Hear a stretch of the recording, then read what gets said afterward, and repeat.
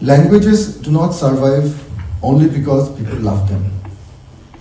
They survive because someone takes responsibility for them, to study them, defend them, organize them, and sometimes even fight for them quietly. Today, I stand before you to speak about one such quiet guardian of the Assamese language and literature, Pandit Hemchandra Goswami. Let me begin with an image. Imagine a young student in Calcutta, far away from Assam. He is not wealthy, he is not famous, but he spends his days writing letters, recording minutes, editing essays, correcting proofs, collecting funds, all for a language that many around him dismiss as a dialect. That young man was Hemchandra Goswami. And years later, when a devastating earthquake buried the only handwritten manuscript of Assam's first dictionary under mud and rubble, it was the same man who patiently sat down to restore it, page by page, letter by letter, so that the language would not lose its backbone. That was his idea of service. Pandit Hemchandra Goswami was not merely a writer or a scholar. He was many things at once: a historian, a linguist, a literary organizer, a teacher, a guardian of manuscripts, and above all, a protector of Assamese identity. He lived at a time when Assamese itself was under threat, threatened by neglect, by colonial policy, and by the persistent claim that it was merely a corrupt form of Bengali. On this solemn occasion commemorating his birth anniversary, I offer my respectful tribute to a life devoted to language, culture, and truth. I also place on record my gratitude to the Pandit Hemchandra Goswami Foundation for organizing this program and carrying forward his legacy. And I especially acknowledge Dr. Nava Goswami for ensuring that these contributions continue to inspire new generations.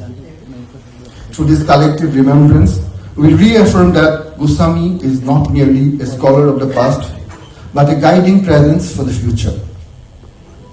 One of his earliest and most significant contributions came through the Assamese Bhasha Unnoti Hathini Sabha, reorganized in Calcutta in 1888. While still a student, Goswami shouldered the burden of its daily functioning. He sent meeting notices, recorded minutes, summarized speeches, managed debates, collected fees, and encouraged young writers. It was quiet, unpaid labor. But without it, the Assamese literary movement would not have survived. At the Sabha's second annual session, Goswami took a historic step. For the first time in Assamese, he presented a continuous and systematic outline of the history of the Assamese language. When this essay later appeared in Junaki, it stirred admiration, resistance, and awakening.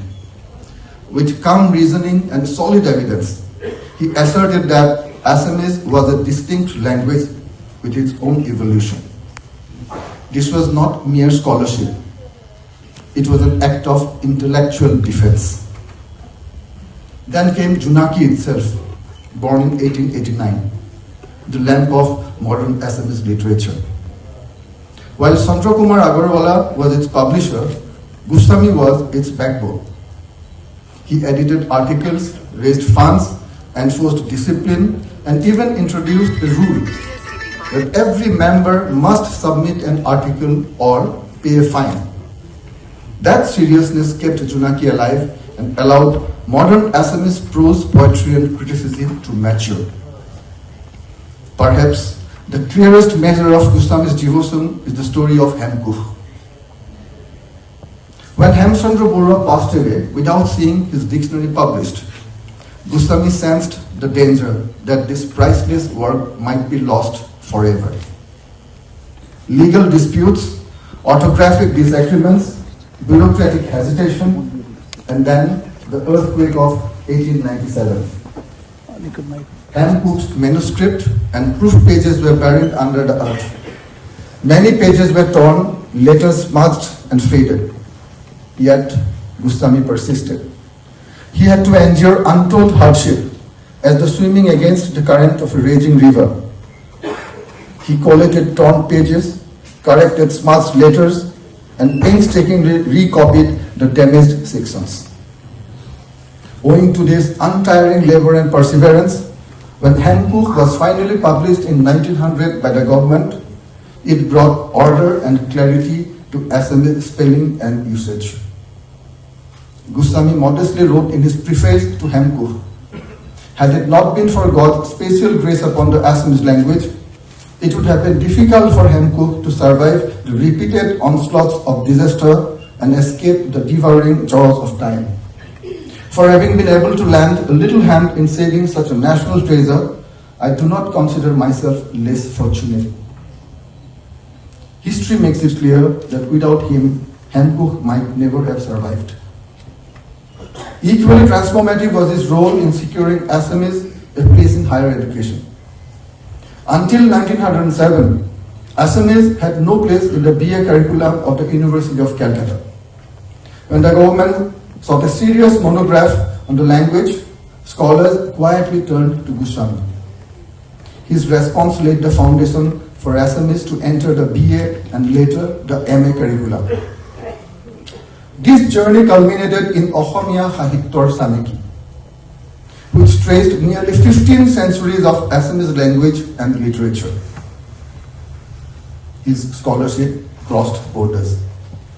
In 1927, Professor H. von Glassenhub of Berlin University praised Ohomia Sahityor Saneki.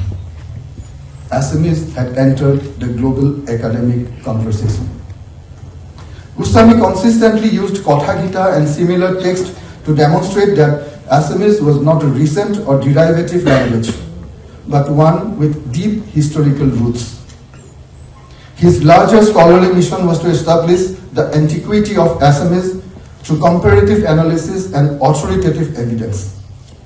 After going through Kotha Gita that Gustami presented to him, Rabindranath Tagore wrote that one could indeed be proud of an author who was able to handle prose in such a remarkably lucid style, more than a century before Bengal had any prose book of its own. Gustami's influence was not limited to books and classrooms. In 1924, when Mahatma Gandhi visited Guwahati, Gustami sought a personal meeting to address his remarks that had hurt Assamese self-respect. He welcomed Gandhi with a gamusa and calmly explained the antiquity and depth of Assamese language and culture. The following day, Gandhi publicly corrected himself, acknowledging the cultural and intellectual dignity of the Assamese people.